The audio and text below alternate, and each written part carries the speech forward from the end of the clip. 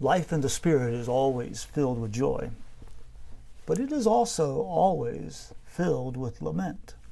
That sounds rather strange, doesn't it? How can it be both? It is both because we live in between the times. We live in the space of the already but not yet. We rejoice because we already know God's salvation, and at the same time, we groan over the sufferings of this present world. We are always groaning and rejoicing because we live in this moment when, though the new creation has already begun, it has not yet been fully realized. Some think that Christians should only rejoice, no matter what their circumstances. They find no place for lament as people who live in the Spirit. While there is always a place for gratitude in our lives, even when we are suffering, there is also space for lament as well. Though, for example, Paul was filled with hope and joy, he also groaned. Even though we have the first fruits of the Spirit, we nevertheless still groan while we wait for the fullness of new creation. Lament, grief, and protest have their rightful place in hearts filled with the Spirit of God. Jesus lamented upon the cross, wept at the grave of a friend, and protested the injustice of economics at the temple.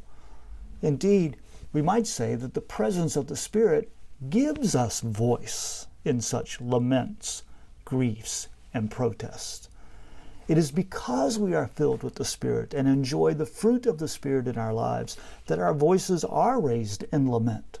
We groan over the suffering and evil in the creation, and we raise our voice to God, whom we ask to end this suffering and rid the world of its evil.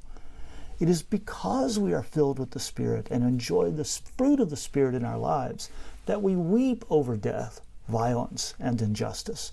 We weep at the graves of family and friends, though we weep as those who have hope. We weep also over the violence that fills the earth, including our schools and homes. It is because we are filled with the Spirit and enjoy the fruit of the Spirit in our lives that we protest the injustice in the world. We protest against evil in all its forms, including racial, economic, and gender injustice. We raise our voices in complaint, and we ask God to do something about the injustices that surround us. Life in the Spirit means that we groan, and our groanings take the form of lament, grief, and protest. We groan in part because the Spirit beckons us to a future where there is no suffering, death, and injustice. We groan because the Spirit moves us to acknowledge the frustrations of a creation bound over to decay.